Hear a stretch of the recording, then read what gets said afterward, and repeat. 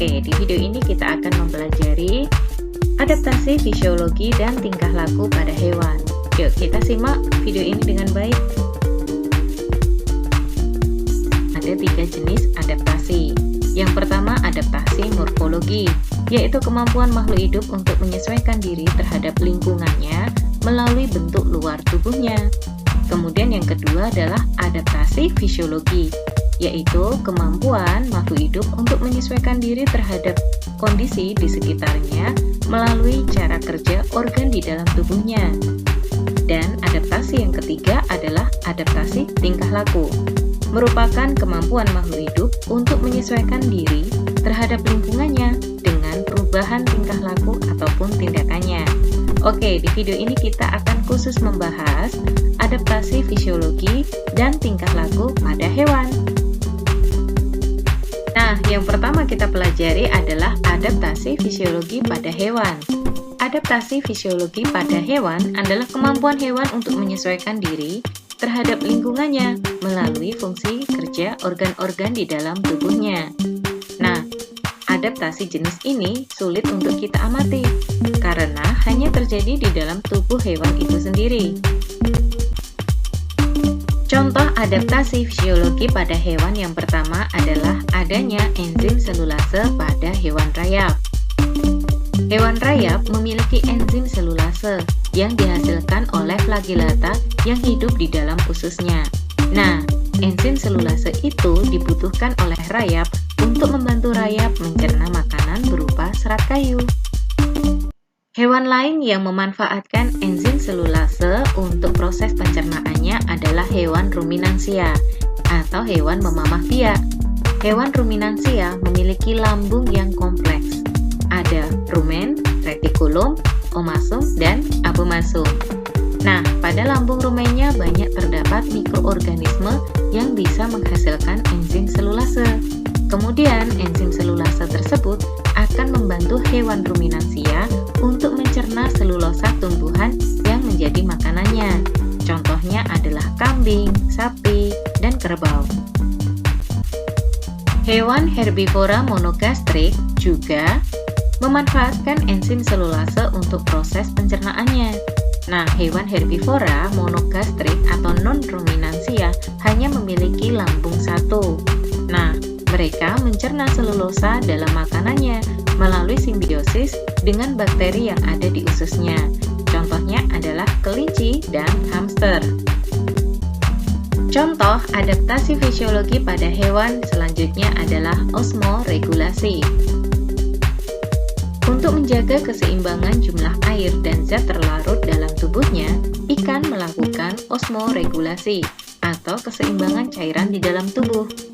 Nah, ikan air tawar beradaptasi dengan cara sedikit minum tapi mengeluarkan urin yang banyak. Sedangkan ikan air laut beradaptasi dengan cara banyak minum tapi mengeluarkan urin yang sedikit. Penglihatan tajam juga merupakan bagian dari adaptasi fisiologi.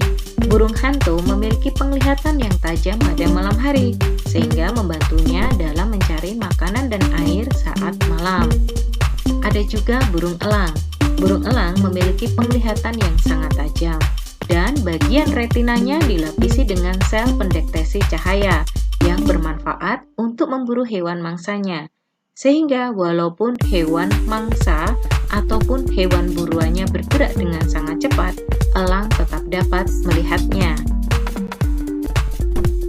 Contoh adaptasi fisiologi pada hewan selanjutnya adalah zat antikoagulasi.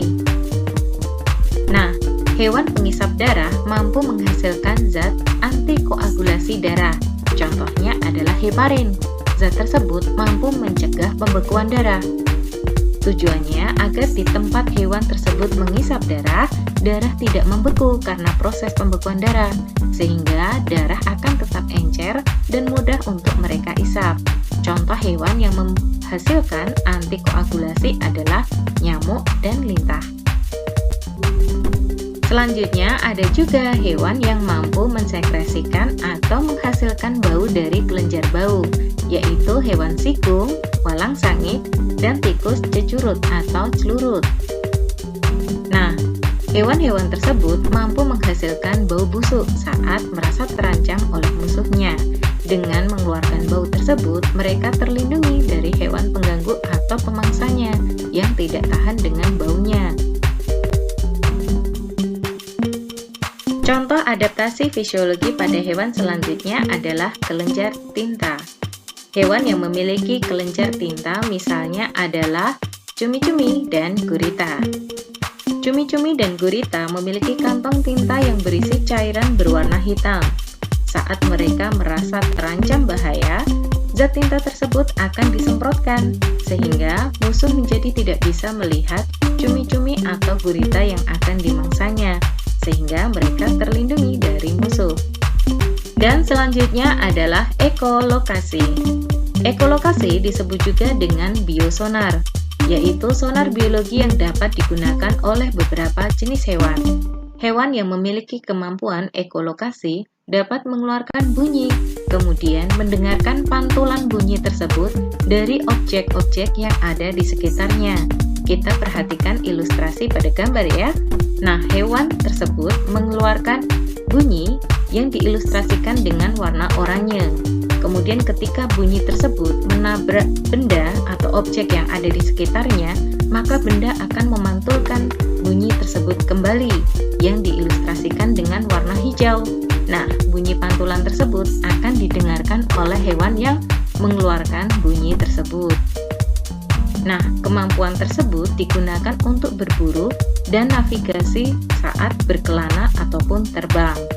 Contoh hewan yang memiliki kemampuan ekolokasi adalah paus, kelelawar, dan lumba-lumba.